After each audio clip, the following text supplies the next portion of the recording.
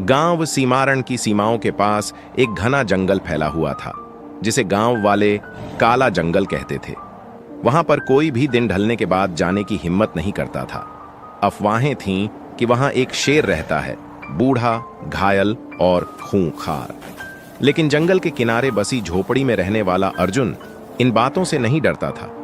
20-22 साल का जवान, मेहनती और दिल से नेक। वो जंगल से लकड़ियां काट कर लाता और गांव में बेचता था।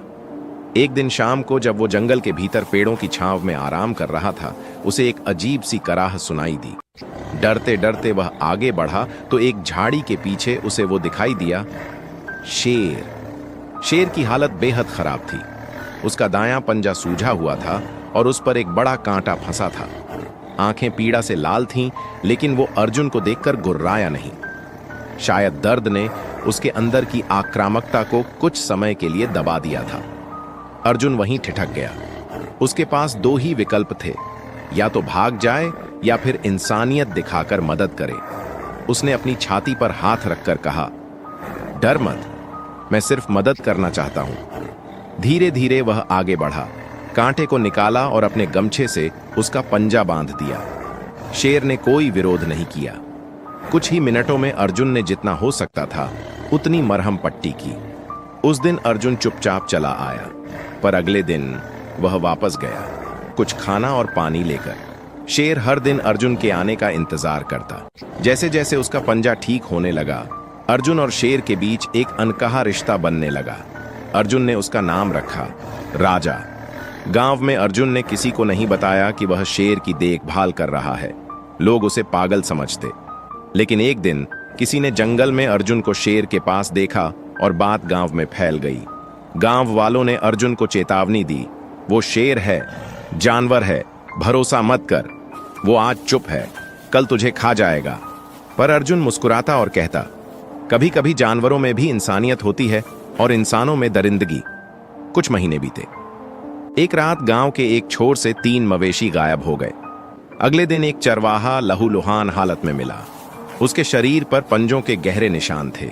गांव में दहशत फैल गई। सबका शक एक ही ओर था, काला जंगल और उसमें रहने वाला शेर। गांव के सरपंच ने अर्जुन को बुलाया और पूछा, तेरा शेर ही है ना ये सब कर रहा? तू ही तो कहता था कि उससे दोस्ती है, अब बचा उसे। अर्जुन हक्का बक्का रह गया। उसे यकीन नहीं हो रहा था। उसने कहा, नहीं, राजा ऐसा नहीं कर सकता। वो कभी गांव के पास नहीं आता। लेकिन अगले ही दिन फिर एक हमला हुआ। एक और मवेशी मरा मिला।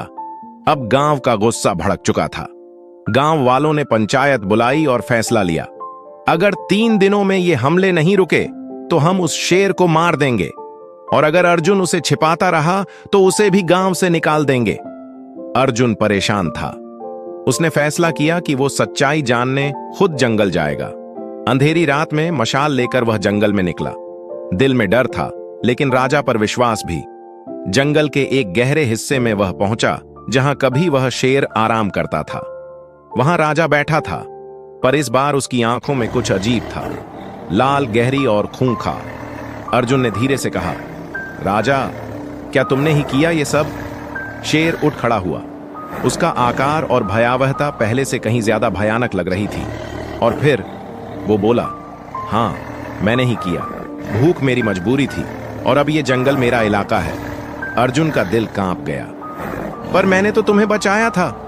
शेर आगे बढ़ा और कहा, हां, इसलिए तुझे आज तक नहीं मारा, लेकिन दोस्ती सिर्फ तब तक है जब तक मेरी भूख नहीं जागी। अर्जुन की आंखें भर आईं। तो तू भी इंसानों की तरह निकला, एहसान भूल गया?